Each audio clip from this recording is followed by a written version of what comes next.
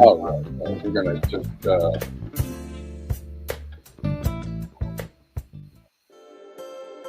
here we go. We don't need that. Really don't need that. How y'all doing? Greetings. All right. Sorry for a little rough intro. I don't have my intro video. I don't know where it went. But I'm back on StreamYard for the moment, and I'm almost regretting it immediately. But I don't know. We'll see how it goes. StreamYard has a couple more features than Rumble Studio does. The lame thing about StreamYard is even though I'm paying for the account, they only allow me 3 streaming options. So I am not streaming on Rumble right now. I'm on X, Rockfin, and YouTube. And the remedy for that seems awful expensive when I can do it for free on Rumble. So I don't know. We'll see. See how it goes. I'm trying this out for a little while. Trying to get back to StreamYard for a little while, because they do have a few other bells and whistles. All right, people. Well, lots of people coming into YouTube. How you doing? What's up, guys? How are you? Extra Bulla, John Glad, Malcolm Young, Bella Lugosi, or Lagreasy. Sorry, let me get it straight. Keeping it greasy. Bella Lagreasy.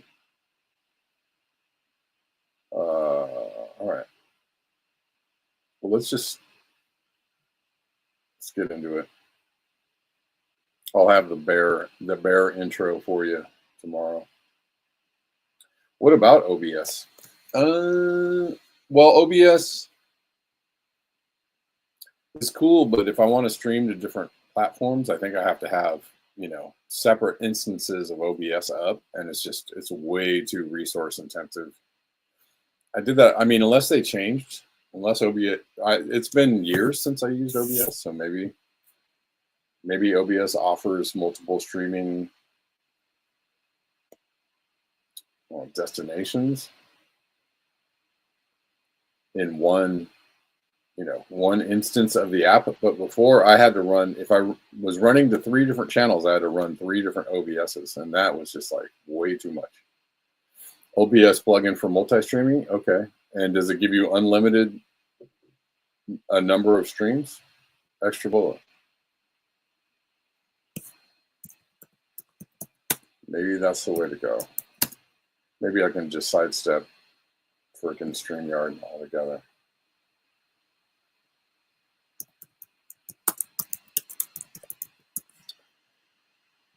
Scooby. Oh, I see. Multiple RTMP output plugin. Noise. Huh.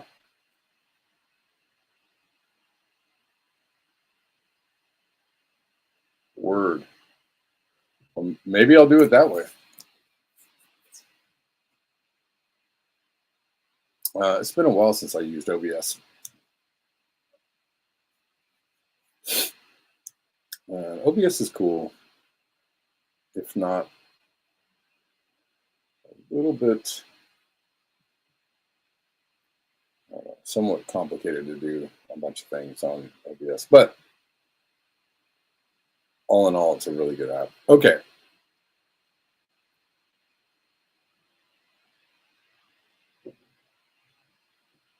Anyways, greetings, welcome, hello everyone. Right now today, X, YouTube, and Rockfin for today.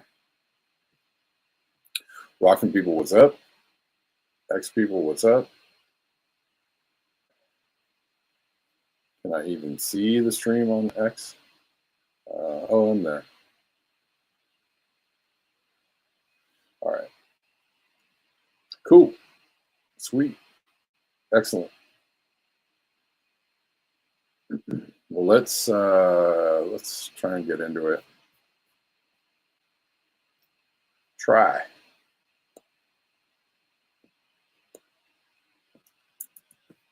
Real quick from the Capitol. Man, I forgot how to do this. And you guys are going to have to let me know whether you can hear the clips or not. This is Ben Cohen from Ben and Jerry's. Was arrested after confronting RFK Jr. over Gaza during a Capitol Hill hearing. Before being detained, he shouted Congress sent bombs killing children in Gaza and paid for them by cutting Medicaid. And that's true. Hold on one second to see. That's a true story. Where? And I can't see this. Here we go.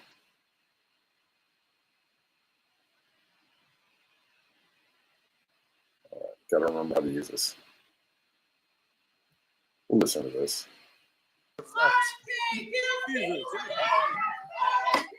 Permitted while the committee conducts its business.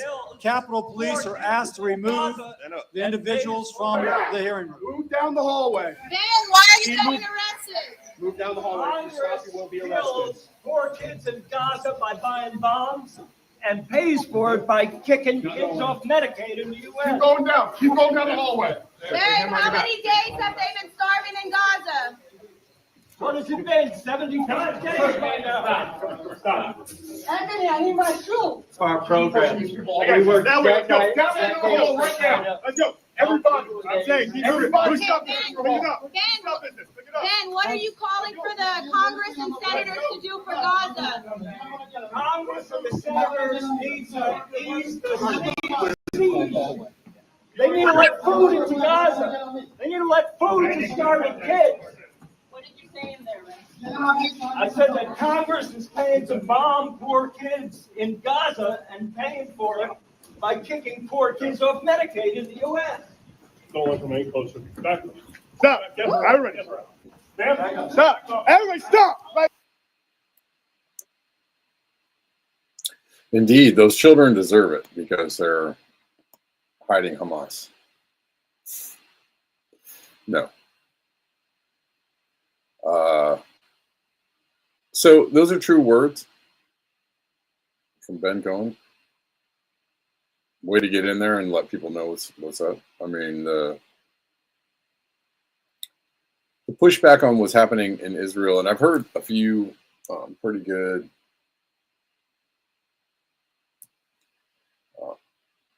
takes on what, the whole, Netanyahu and Trump are at odds. That whole episode that's been happening the last week, the episode of America Unhinged. That episode that happened last week about Trump and Netanyahu being at odds is not really happening. We're getting a bigger defense budget, and they're looking to slash social services, of course, because, who's going to pay for it? What about the debt? The debt ceiling. Didn't we just see old dude talking about we'll just print money. We don't care about the debt. Debt ceiling be damned. Debt cliff be damned. Debt outcropping be damned. We're just going to print money. But when it comes to social services or things that help people, or making sure the national parks are in good shape, or whatever it might be, we just, it's waste. We don't, we can't afford that. But 150 billion more to bring the defense budget up to a whopping, gobsmacking, record-breaking, Ripley's, believe it or not, $1 trillion. That's fine. Oh, well, the other thing about the fake thing with Israel is that it's a way to appease, there's a lot of negative sentiment around what's happening in Israel, around US's support and or co-option by Israel. The fact that we've become the tail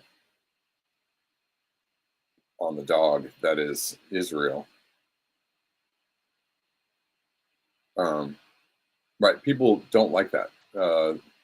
I would say in the court of public opinion, it's an altogether negative. It's a thumbs down on everything that's going on with Israel, on all of our support for Israel, and everything that's happening with Yemen, and everything that's happening with Iran. So, is this a way to release some of the tension,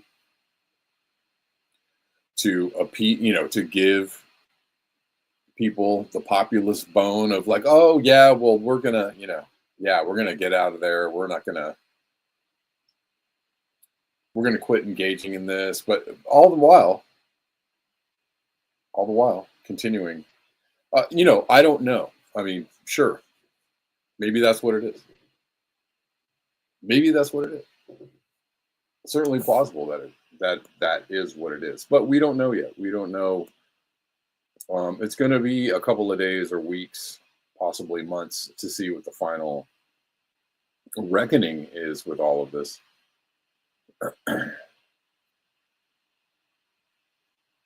And we'll see.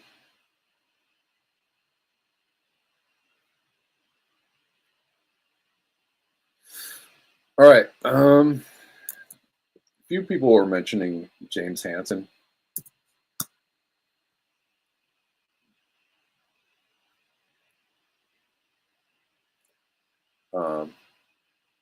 Dropping another paper.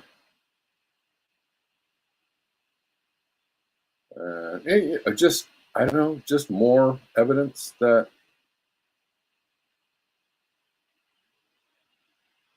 we're in a dangerous place as far as the destruction of the planet goes. Whatever, believe it or don't, I don't know. For the people that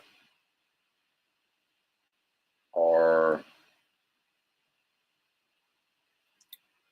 maybe saddened by the fact that I don't talk about climate issues every single day anymore, it's just, I don't know how often I can say the same thing over and over again. I just, honestly, we're not in a good place, and we're trying to track what's going on, but I don't know what else to say about it. We're heading in a certain direction, and there doesn't seem to be a lot of interest in going in, in a better direction. And I don't know how many, I've spelled out and talked about and explained and exclaimed and, over and over and over and over and over and over, every single day for, I don't know, 5 or 6 years. Like, this is, if we were serious, and I'm going to play a video later, hopefully if we have time, about what it might look to be sustainable, to go in the right direction, to move in a direction in which people on the planet are prioritized instead of consumption and destruction. And all of those things are totally aligned. Like, whether or not if you don't believe in climate change, but you believe that we're heading into a technocratic panopticon, well, the answer is, getting back to a sustainable, aligned with the planet lifestyle, and getting off the grid, and getting outside of the consumption model, and getting outside of the fake life that they built for everybody, the fake reality of, like, this is how we do things, this is how humans work. Right? That's the answer. If you do believe in climate change and are concerned about the fate of the planet and about what we're wrecking the planet, well, the answer is exactly the same.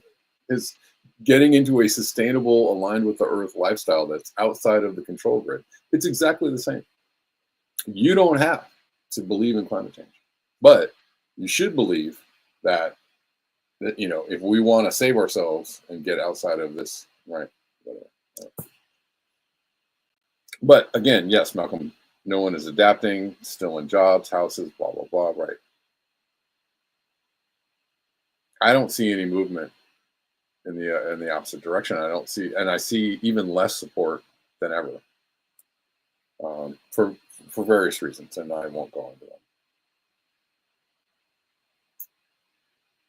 So, my focus on the show has shifted to just kind of talking about what's going on in the world. News of the day.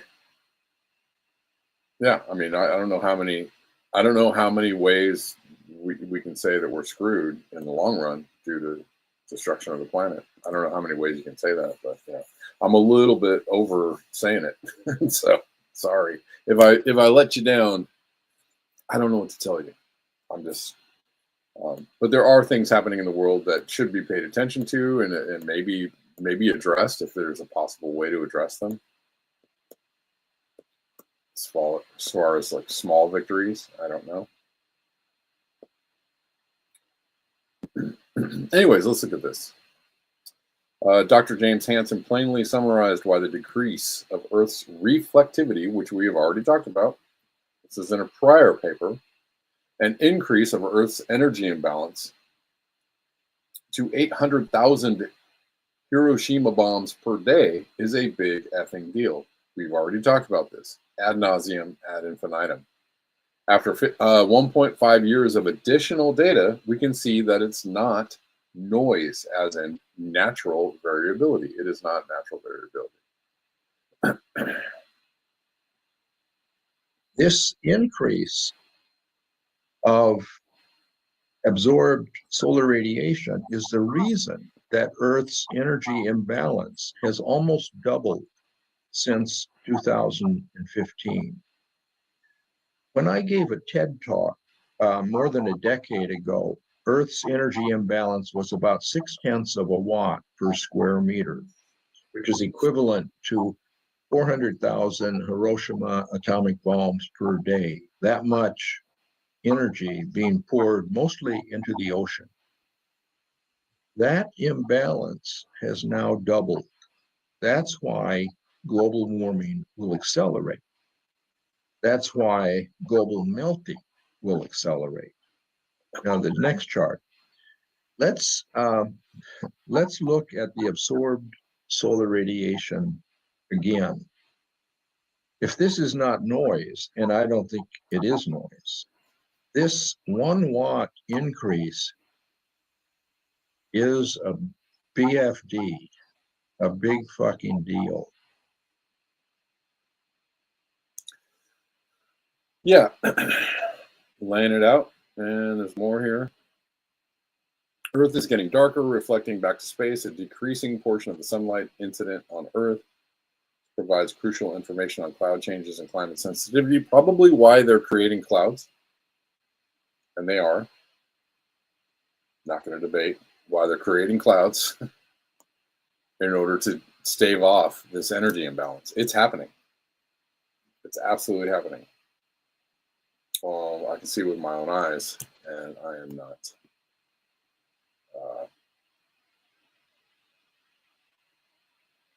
not imagining things. This provides crucial information on cloud changes and climate sensitivity, etc.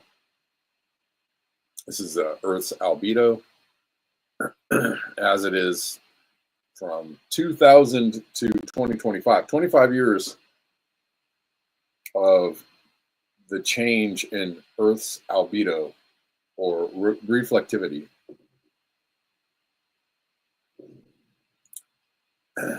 as represented in this graph. And that is not, it's not good. Again, this is probably why there is such an increase in the created cloud cover in order to try and stave off some of this energy imbalance or slow it down a little bit. And it's just fairly obvious that it's happening. And eventually they're going to admit, you know, they're working up to an admission or a revelation that, oh, well, yeah, we're doing it. Maybe they won't reveal that it's been happening in the past, but they're going to reveal that it's going to be ongoing.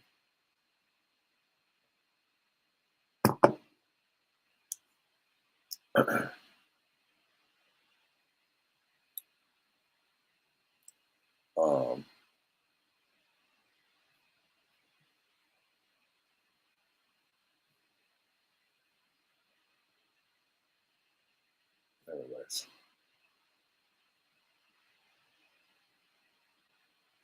See if we can see anything else here. Here's the whole paper.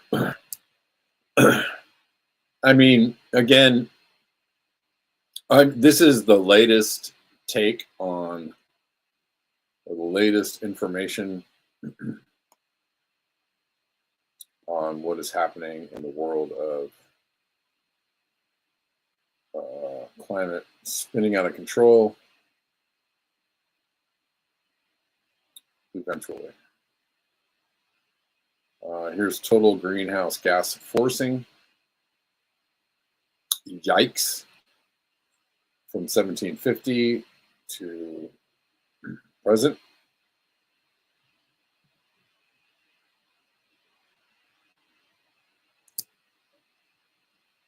Let's see. Bella says total warming due to the Earth energy imbalance over the last 20 years, equivalent to lighting off 4.25 billion Hiroshima nuclear bombs, of which about 3.8 billion went into the heating of the oceans.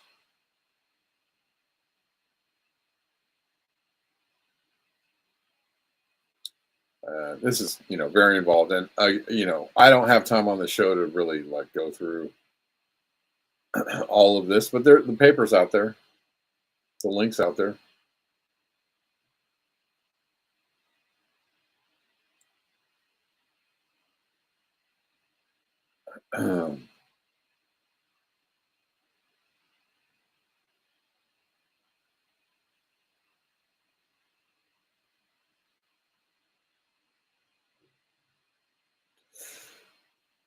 Let's see. Earth's energy imbalance.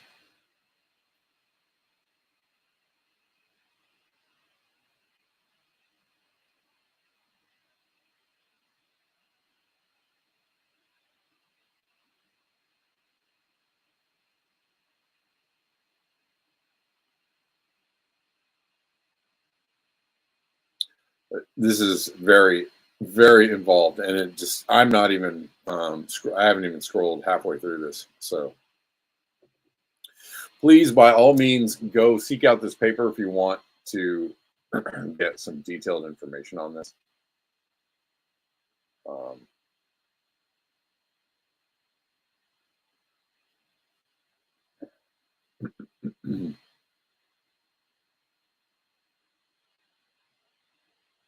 Let's see what this is. Sorry. There's also a video here. So if you want to go to this tweet, just jump to the conclusion. Hold on one second.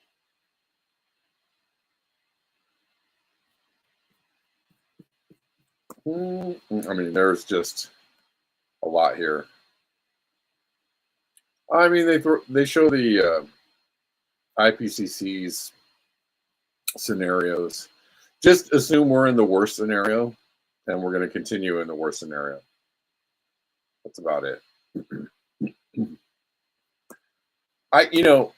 It's all going to be the same stuff that we've been talking about, and people have been talking about for a long time. The same conclusions.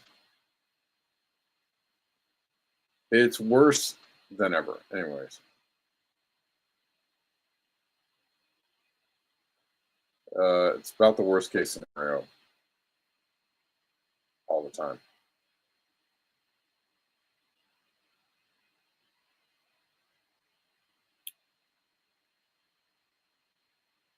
And climate sensitivity is much more than previously expected, right? Yeah, that's the conclusion. I don't know, I don't want to do a scientific breakdown on this right now. I'm just telling you, this paper is out there. He's showing that it's getting worse. James Hanson, the grandfather of bringing climate science to Congress and bringing it to the people and letting people know what's going on, how it's going, how badly it's going. He's pretty outspoken. He doesn't hold back. He doesn't play for political or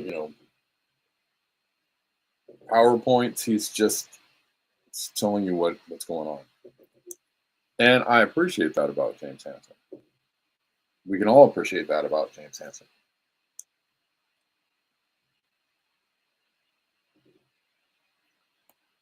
Currently, this is what it looks like.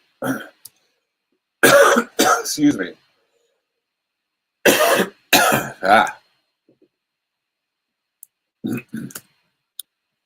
This is the upshot of what we've done to the planet so far. And this is what it looks like in several places on the planet today and what it will look like in several places on the planet tomorrow. Flooding, destruction, extreme weather, life upheaval, crop destruction, business as usual destruction. And this is what it looks like. This is in Tunisia. And probably, I feel like Sicily is getting some of this right now. There's a few other places that I saw. I can't spend all day also just playing you flood videos. They're out there.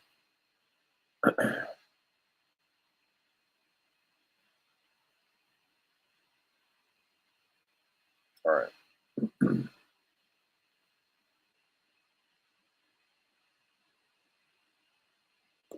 I mean, I guess I could.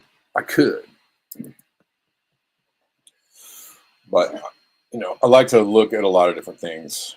There's so many things in the world that are interconnected and that need attention, you know, at least an eyeball here and there. And I want to, you know, do what I can to put eyeballs on particular issues far and wide. But this is, you know, don't get it twisted. This is such an overriding issue that should not be ignored and shouldn't be discounted and shouldn't be confused with other things. Chad Miano says climate change is a predicament, which means there's no solution. So the best we can do is try to live life while we can. Yeah, and that has been the message of several people. Guy McPherson and others saying, hey, you know, get out there, enjoy it. And I'll tell you the same thing. Get out there and enjoy it. Try not to be a dick, you know, like while you're doing it. Try not to hurt people. Do no harm. You know, be kind. Be loving. Be compassionate. Don't be selfish. Don't be a jerk. But enjoy yourself because time is short. Were there no climate change or climate disaster or, you know, nuclear disaster or whatever it is that is coming our way, EMP disaster, asteroid disaster, I mean, you know, who knows what it is? Economic collapse disaster. We don't know what's going to hit us first. But, you know,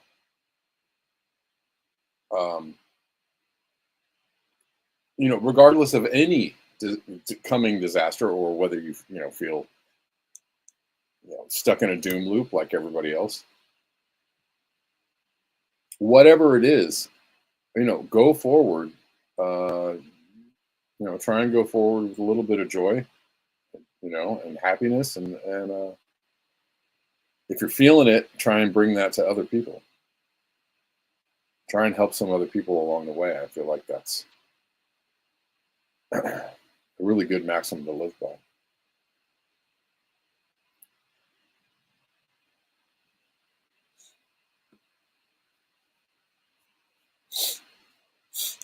Oswami says maybe the key to negentropy will be found or has been found under the Giza Plateau, but the controllers won't let us have it. Right. I mean, if there's,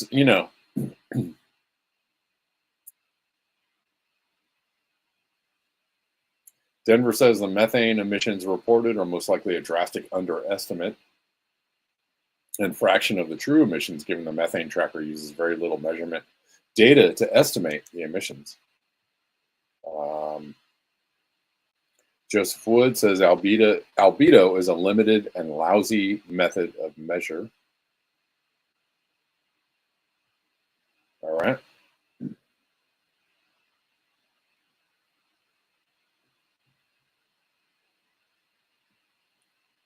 Yeah, if there's some kind of a, alien tech out there that's going to lift us out of this, I don't know. maybe there is. Maybe there is. Maybe we'll just hang out and they'll just swoop in and save the day, or don't count on it. I don't know. Let's keep going. Malcolm Young says heat pumps, but no one gets it. And do your best in your little corner of life, of wherever you're at, right? There are things that you can do to live in a way that is more in tune with the planet, to live in a way that uses less resources, to live in a way that is less poisonous to you and yours, to live in a way that is self-sustainable, etc., etc. Let's keep going.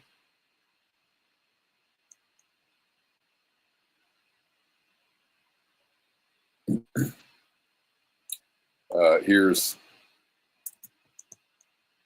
man, I got to do a longer show because I just don't know how to fit in all the information I want to talk about in an hour. Ashish, you often see renewable energy researchers and analysts claim that an energy transition to green renewable energy will massively reduce the need for material extraction compared with fossil fuels. Don, you'll believe it. If you think this is too good to be true, it's because it is. It's a lie. Yeah. Number one, in the meantime, we'll need to rapidly scale up to 7 million tons of materials we mine today for key minerals for the energy transition by 4 times to about 28 million tons a year out to 2040. This is a lot. But it's a tiny fraction of the 15 billion tons of materials we extract in the form of coal, oil, and natural gas that we will be able to put an end to. A global renewable energy system will therefore reduce mining by 538 times. Okay. Sure. And as Joseph Wood has pointed out long ago on the show, that it's all this mining and moving of materials out of their original position to somewhere else on the planet is a great, that is the largest energy imbalance, right?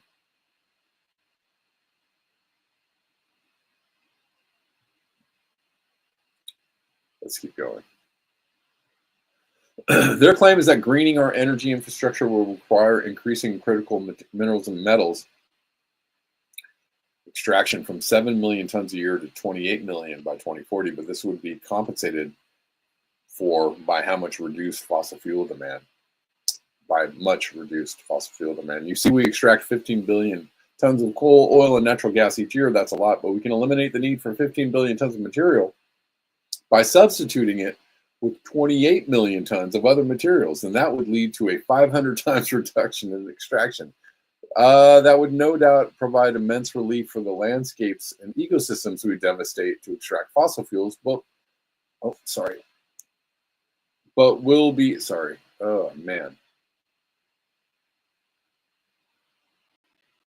But we'll be running the global economy on renewables actually reduce the need for mining and extraction 500 times compared to fossil fuels, as these experts claim.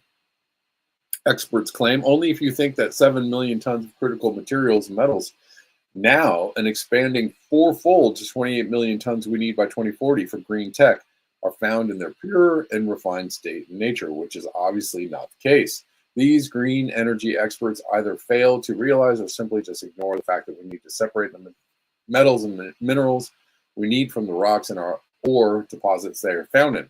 And the amount of rocks and ore we'd need to mine and process is vast. In reality, in order to obtain 28 million tons of refined critical minerals and metals, we need to extract and process billions of tons of their raw materials, rocks and ores. This means that a renewable energy transition would bring only modest material savings, if at all. In fact, there is a study that estimates that total material requirement across 2 sectors, energy and transport, would decrease from around 55 billion tons in 2015 to about 50 billion tons in 2050 if we were to realize these green energy transition ambitions This isn't much of an improvement in material terms, and considering the ecological devastation it would entail in new mining areas, this is a massively destructive vision. The claim that a renewable energy transition will mean far less extraction is utterly false. Durr.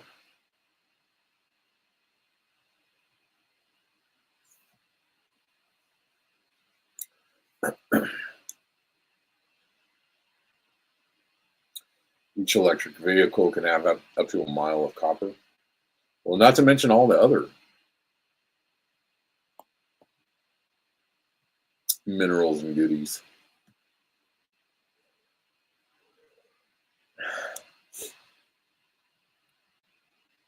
Oh my, we're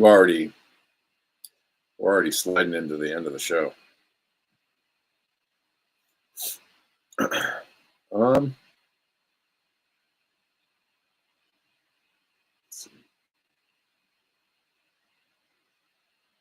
All right, we're going to switch gears, and scientists have figured out that there's a genocide going on.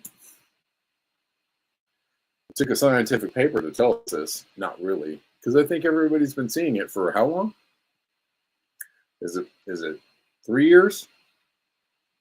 2.5 years? I forget how long it's been. It's been a while.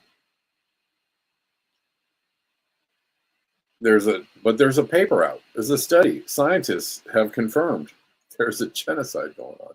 Israel is committing genocide in Gaza. Scientists say. All right, thanks, guys.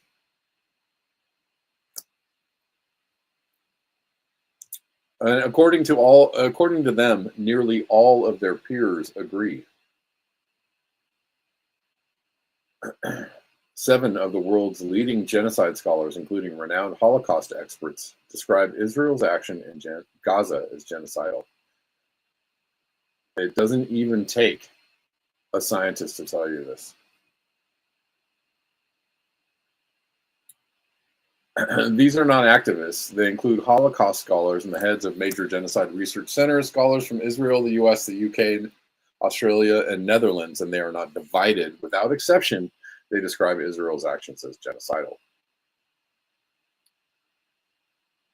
Raz Sigal, Israeli scholar. Can I name someone whose work I respect who doesn't consider it genocide? No.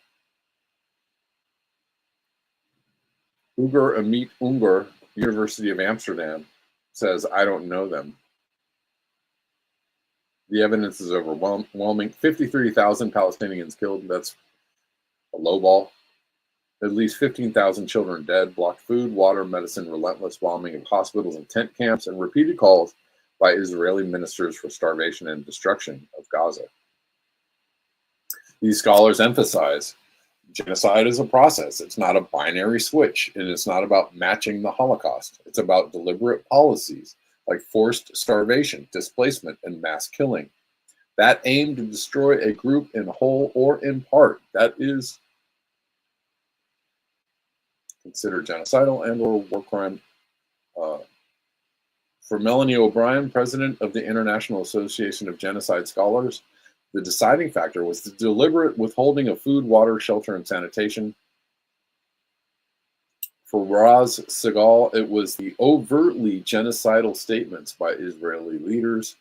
They just doubled down yesterday and said there's no situation in which they will stop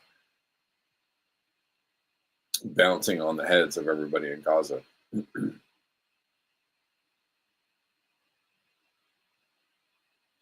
Even cautious voices have changed. Israeli scholar Shmuel Liederman opposed the genocide label until he saw the ICJ ruling ignored, the Rafah crossing sealed, the credible estimates of over 100,000 deaths. Now he says this is genocide. All right. And it goes on and on and on and on and on. Bold Rope Lamppost, what's up?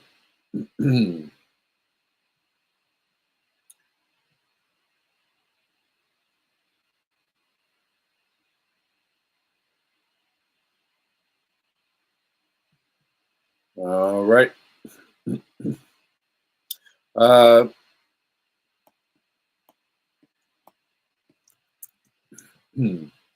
More proof that people don't really have a say in what's happening in the country? Not at the moment. This isn't a reason to stop trying. This isn't a reason to, pack it up and say there's no use in trying. This is a reason to perhaps dig a little deeper into why this happens. And it's not really a mystery. It's because the people that run things are owned and co-opted by the people that own everything. Missouri voters approved a paid sick leave and minimum wage increase during a ballot initiative, and now Republicans in Missouri are rejecting the will of the people and repealing it. This is why the United States is not a democracy, but a capitalist dictatorship. I don't know if we're going to get this anyways.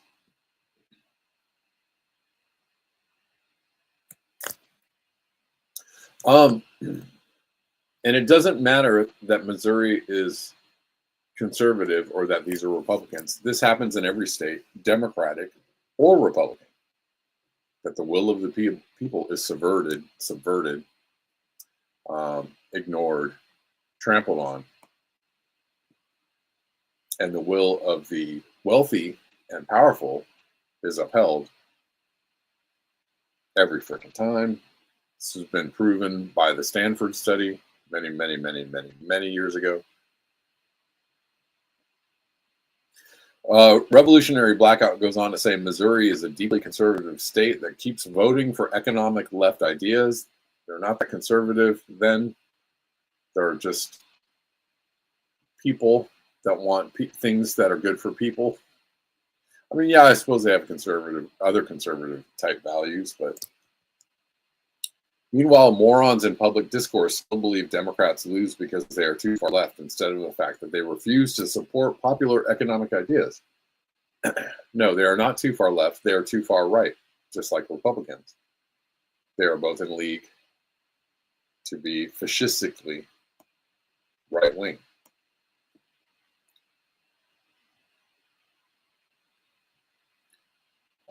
And Democrats fail on purpose and kick out, malign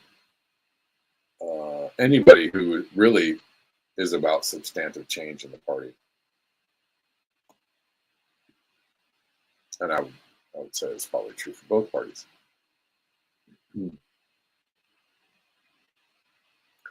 Let's see. Los Angeles, once again, cashing in on the homeless disbursement of homeless funds, not to the homeless, but to anybody working for the homeless industrial complex.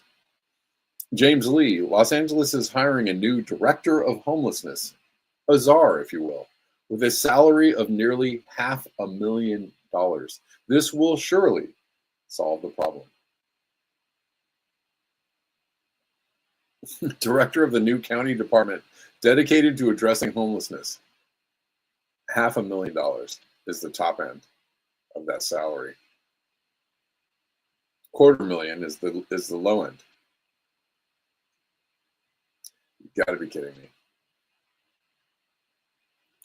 And I just read yesterday that Gavin Newsom is dispersing a new round, a tranche, if you will, of homeless funds that will never make it to the home. $3 billion, $3 billion that all these organizations, all these NGOs, or these departments, these newly created departments, and people in the homeless industrial complex, they're like, $3 billion, eh? Well, bring it on.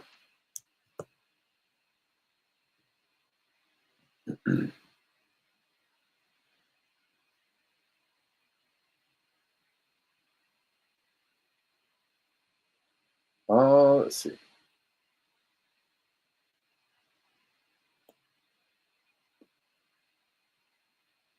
This is interesting just because it's interesting. And it is. Anybody know who Theo Von is? He's one of them independent, very famous independent type journalists out there, and it's apparently has ties to very powerful people. And in this thread, if anybody pays attention to the musical artists that have like CIA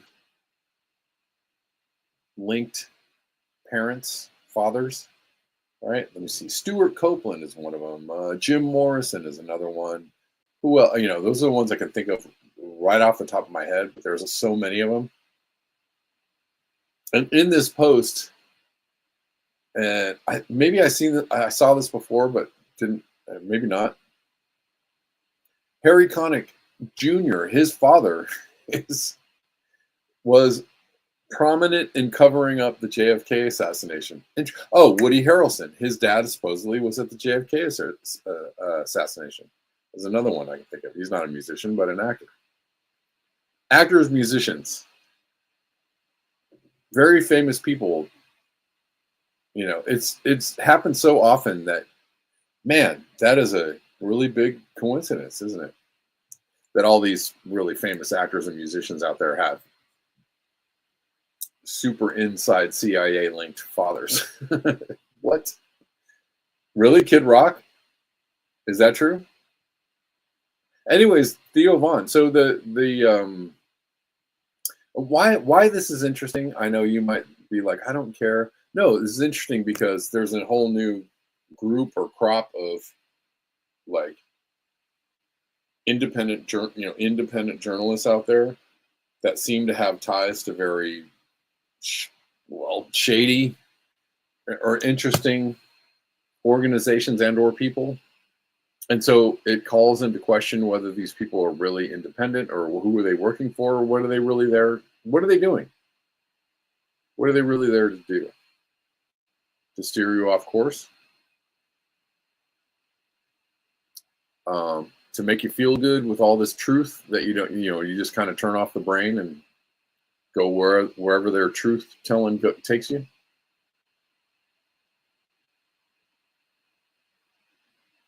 Anyways, Theo Von has got a Southern Polish neo-aristocratic coke addict back channel to the Kushners. What?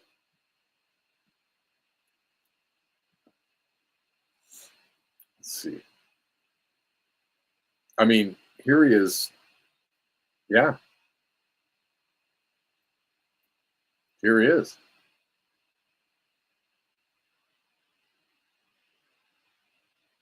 Jared Ivanka. It's actually funny that he chose Theo Von as his Americanized stage name to obscure his family ties, because his full name is Theodore Kapitani von Kurnatowski III. And Von literally denotes noble patrilineality. Theo's Polish aristocratic pedigree dates back to the 1300s at least.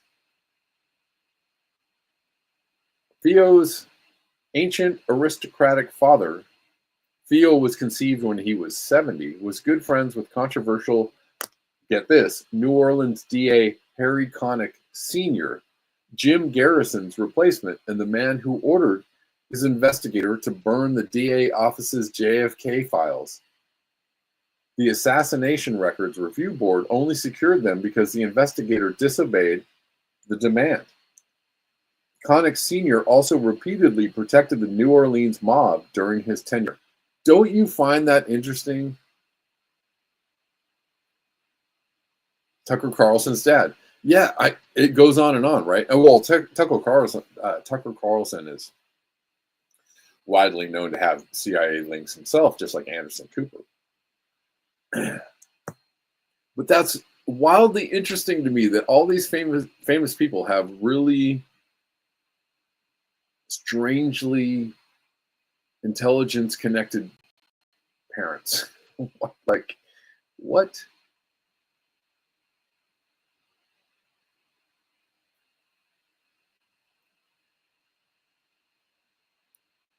Also, to your question, EW, what I'm seeing is that Roland von Kurnatowski Sr.'s family were mahogany farmers in Nicaragua, and that he relocated to New Orleans in the early 20th century. Anyways, can someone ask Theo Von what his dad was doing in Nicaragua in the 1970s? He was an anti-communist spook from New Orleans.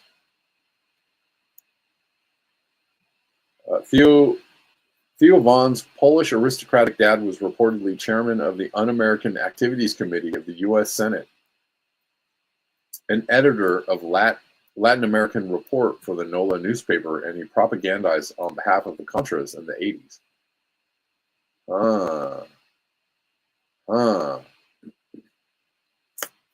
Theo's father, Roland Sr., founded the National Children's Transplant Foundation in 1985 after his 3-year-old daughter, Rolanda, was diagnosed with chronic liver disease, and he seems to have used the tax-exempt fund to raise monies for her transplant.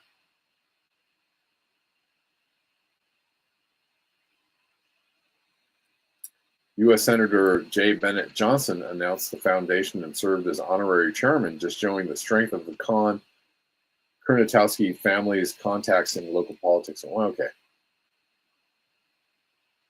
Huh. Anyways, this is an interesting thread. Apparently, Theo's half-brother shot himself a single time in the chest while hunting wild boar in Mississippi.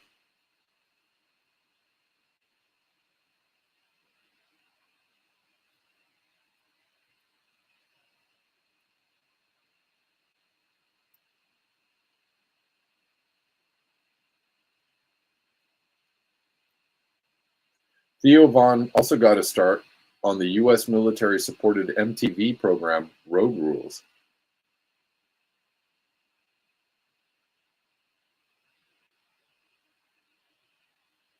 Theo was apparently with the Trump entourage in Qatar. What? He ends up in Qatar, is put on stage by President Trump to crack jokes for American troops at the Al Udeid Air Base. Huh.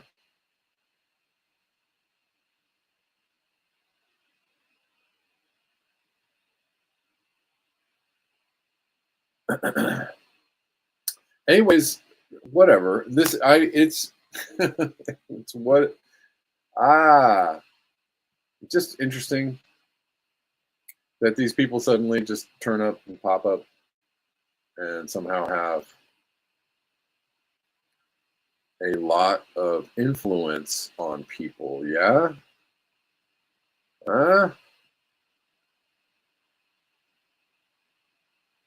All right.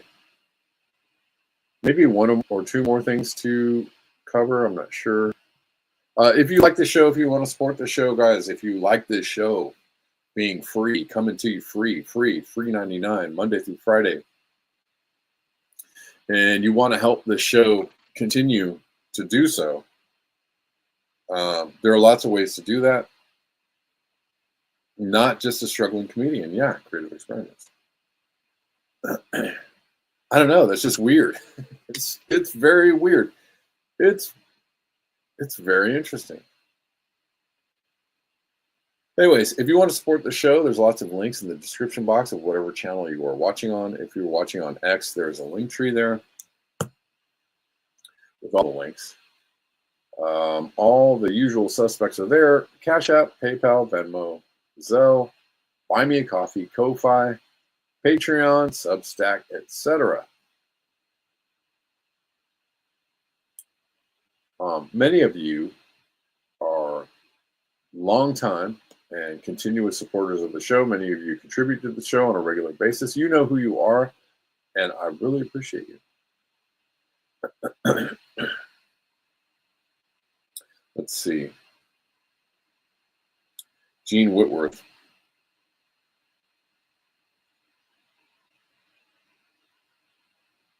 What are you saying? Here, memory holding. Which is good. Okay, yeah.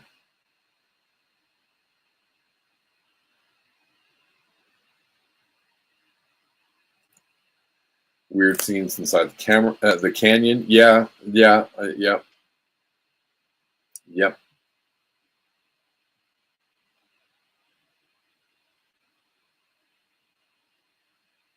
I might have to watch this later.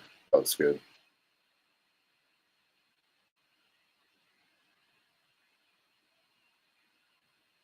Cash App does not accept cash now, which would actually kind of contradict its name somewhat, but true story. Let's see.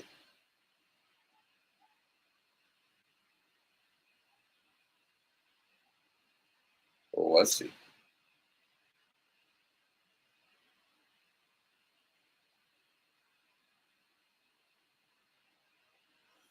All right.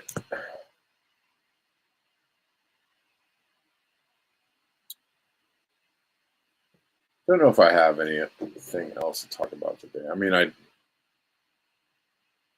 always do.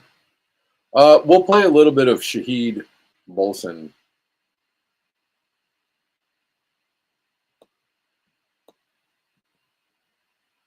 On the way out. Just talking about sustainability, etc.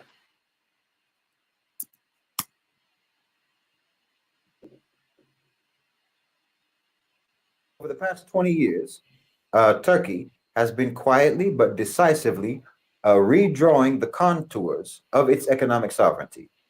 What we're seeing is not an abandonment of globalization, so-called, but the deliberate construction of strategic autonomy, a recalibration of the terms of engagement with the global system. One of the most visible expressions of this has been the nationwide rollout. Let's go back to the beginning. This is a strategic infrastructure model rooted in Islamic ethics, designed for real-world implementation and engineered to sever the lifelines of dependency that keep communities trapped in that global economic prison. Each zone would be structured around a set of core infrastructure pillars, all of which are geared towards one foundational goal, which is baseline autonomy with moral integrity. These aren't just survival mechanisms. These are expressions of sovereignty. These are manifestations of sovereignty. So, for example, energy microgrids, either solar or hybrid, because no sufficiency is even possible, really, without energy independence. So you need centralized grids that are not vulnerable to sabotage or to blackmail or to price manipulation and supply chain fragility. Sufficiency zones would deploy solar-powered microgrids, optionally integrated with wind or biofuel systems, scaled for local consumption. These are decentralized and modular, reducing systemic vulnerability. Community-owned, not corporate-controlled, designed for local prioritization, meaning prioritized for agriculture, water, refrigeration, communication, not for luxury or waste. I was just thinking that, Gene, about how the arts, art with a revolutionary message, or with a practical, populist message, is absolutely suppressed. Absolutely suppressed.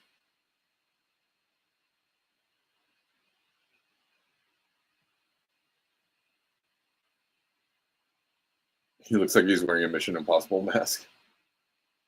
I don't know. What do you think? Do you think he's a real person? Energy becomes a right, or it's treated like a right. Then you need hydro-independent water systems, harvesting, purification, and so forth. Water is the first condition of life itself, and it's the first point of control in any system of subjugation. So a sufficiency zone would rely on independent water systems, including rainwater harvesting networks, solar desalination or filtration units, gravity-fed distribution channels, and local reservoirs. The goal is to never be dependent on municipal grids or foreign engineered infrastructure for access to drinking water or for irrigation or for sanitation. Water doesn't need to be monetized. It's a protected trust from Allah subhanahu wa ta'ala, distributed with fairness and guarded against contamination and guarded against privatization. And then, of course, you need agro-sovereignty, agricultural sovereignty. Food sovereignty is not just about what you grow, but why you grow it and for whom. So a sufficiency zone would prioritize permaculture techniques, low input, regenerative, climate appropriate farming, community-based seed banks to reject GMO dependency, local staples over export crops, with ceilings on exportation of essential goods to prevent resource leakage. The objective is to feed the community first, not the commodity markets. And then in terms of exchange, trust-based exchange systems, non-interest, ledger-based, or tokenized. A sufficiency zone cannot operate or cannot survive if its economy is tethered to fiat volatility or to interest-bearing debt. Yoko Ono was part of Japanese royalty. Okay. Oh, we got more. You guys are awesome. Thanks for bringing forward all of these interesting connections, right, between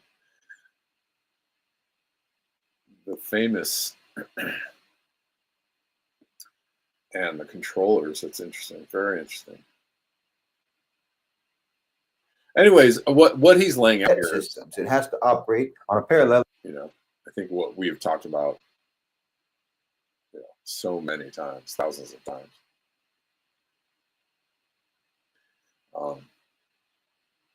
But I like this guy's talks. I think I got this from Obsolete Optics over on the Telegram.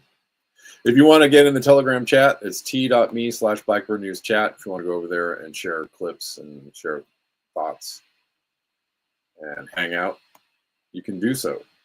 Go on over and do it. Don't be scared. All right, guys, I'm going to take off. I will be back tomorrow.